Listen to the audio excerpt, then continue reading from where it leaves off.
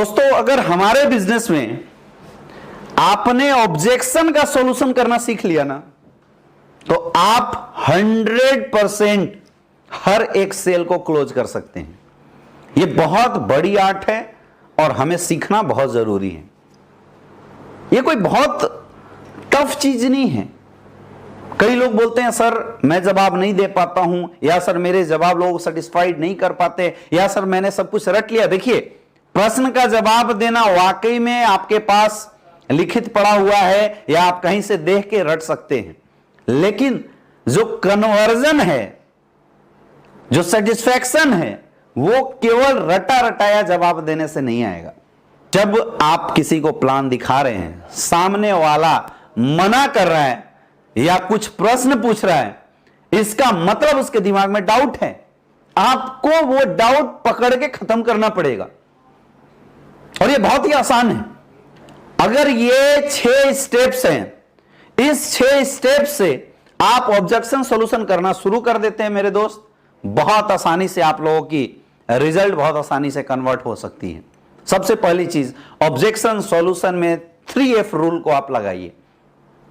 Feel, felt and found.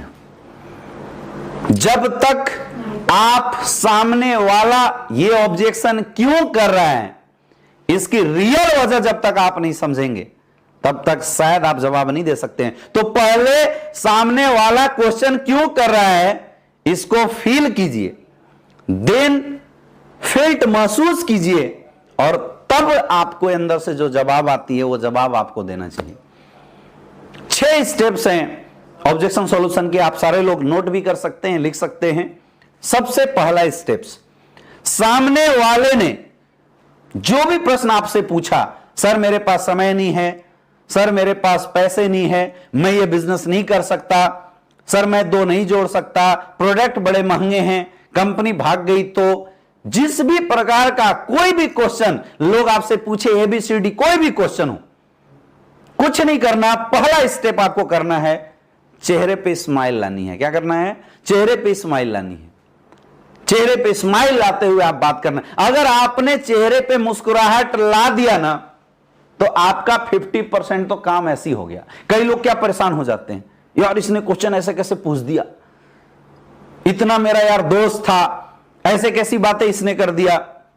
दोस्तों, ऐसा करने से आप गेस्ट के दिमाग में नेगेटिव इंपैक्ट डालेंगे। लेकिन अगर आप मुस्कुरा गए तो सामने वाला भी समझ जाएगा यार बंदे को जवाब आता है। तो कोई ABCD किसी भी प्रकार का प्रश्न आपसे पूछे, आपको सिंपल सा क्या करना है, चेहरे पे मुस्कुराहट लानी है।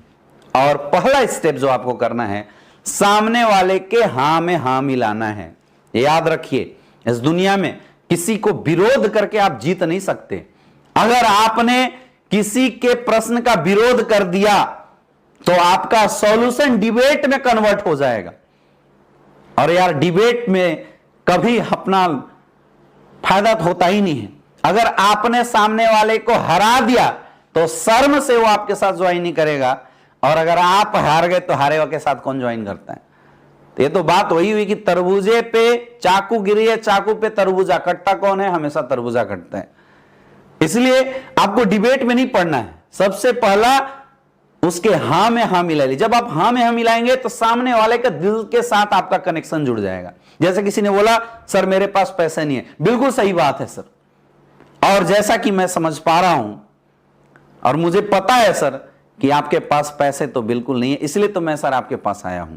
बिना सोचे सामने वाले के हां में हां मिलाइए। दूसरा, सेकेंड स्टेप, अब बिना देर किए हुए बातों को थोड़ी सी घुमा के उसका प्रश्न उसी से पूछना। जैसे किसी ने बोला सर प्रोडक्ट महंगे हैं, बिल्कुल सही बात है सर, और अगर हम मार्केट की अपेक्षा देखें तो ये प्रोडक्ट की रेंज आपको थोड़ी सी डिफरेंस समझ में आएगी, क्योंकि ऐसी सेम क्वांटिटी डाली हुई प्रोडक्ट आप मार्केट में 500-600 में देखते होंगे, इसलिए आपको लगता होगा कि ये प्रोडक्ट महंगे हैं। पहली बार सर जब हमने देखा था तो हमें भी लगा था। पुनः दूसरे स्टेप में आना, लेकिन सर क्या आप जानते हैं इस दुनिया में कोई भी प्रोडक्ट सस्ता या महंगा कब होता है? हमने क्या किया, प्रश्न घुमा के दोबारा उसके सामने डाल दिया, इसी को बोलते हैं सवाल ही जवाब है। प्रश्न घुमा के दोबारा उसके सामने डाल दिया। देन थर्ड, आपको लॉजिक जवाब देना है। जो भी प्रश्न पूछे उसकी लॉजिक क्या हो सकती है, लॉजिकली समझाना है। प्रोडक्ट मांगे हैं तो क्यों मांगे, समय नहीं है तो आखिर समय क्यों नहीं है, पैसा नहीं है सामने वाले के पास तो पैसा क्यों नहीं है, लॉजिकली समझाना है। इसके बाद आपको कैलकुलेशन के साथ कुछ प्रूफ, कुछ डाटा शो करते हुए जवाब देना है। दोस्तों, कैलकुलेशन और डाटा जब हम किसी के सामने प्रेजेंट करते हैं, फैक्ट जब सामने वाले के पास रखते हैं, इसका बहुत ही पॉजिटिव इंपैक्ट पड़ता है, बहुत ही ज्यादा पॉजिटिव इंपैक्ट पड़ता है। तो आपको कैलकुलेशन के साथ, हो सके तो एक पेन पेपर उठाइए, उसमें लिख के कैलकुलेशन के साथ समझाइए। प्रोडक्ट मांगे, क्यों मांगे, समय नहीं है, क्यों नहीं है, कैसे होगा समय, लिख के समझाइए। इसमें आप कुछ डाटा, वीडियोस वगैरह का सहारा लेना चाहते हैं, वो भी आप दिखा सकते हैं। नेक्स्ट स्टेप, अब इमोशनल जवाब देना है। बहुत इंपॉर्टेंट पार्ट है, इमोशन के साथ कनेक्ट करना। इस काम का या ये जो समस्या है इसकी जिंदगी में, इसकी वजह से इस समस्या ने इसकी लाइफ में कितनी इमोशनल लॉस किए हैं, यह एहसास दिला देना।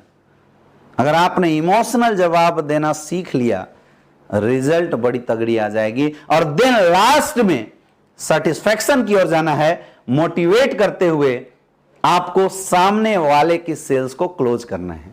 तो पहला, हां में हां मिलाना है। दूसरा, आपको सामने वाले का प्रश्न घुमा के उससे पूछना है। तीसरा, लॉजिक जवाब देना है। चौथा, कैलकुलेशन के साथ जवाब देना है। पांचवा, इमोशन के साथ जवाब देना। और छठा, मोटिवेशन के साथ आपको फाइनल क्लोजिंग करनी है। ये जो 6 स्टेप्स हैं, ये जिस तरीके से मैं आपको बता रहा हूं, उसी तरीके से 1 बाय 1, स्टेप बाय स्टेप अगर आपने जवाब दिया तो मेरे दोस्त कन्वर्ट हो जाएंगे। कई लोग गलतियां क्या करते हैं, पहले लोग इमोशनल जवाब दे देते हैं, बाद में कैलकुलेशन, फिर घुमा के पलटते हैं। ये सेम जिस सिस्टम से दोस्तों आपको मैं बता रहा हूं, उस तरीके से आपको प्रश्न का जवाब देना पड़ेगा। और अगर इस तरीके से, सिस्टमेटिक तरीके से आपने प्रश्न का जवाब दिया तो गारंटेड 100% जिस इंसान के पास आप बैठोगे उसके प्रश्न की डाउट क्लियर करके, सेटिस्फाइड करके आप 100% वहां से रिजल्ट निकाल लोगे। यह तरीका आपको सीखना पड़ेगा।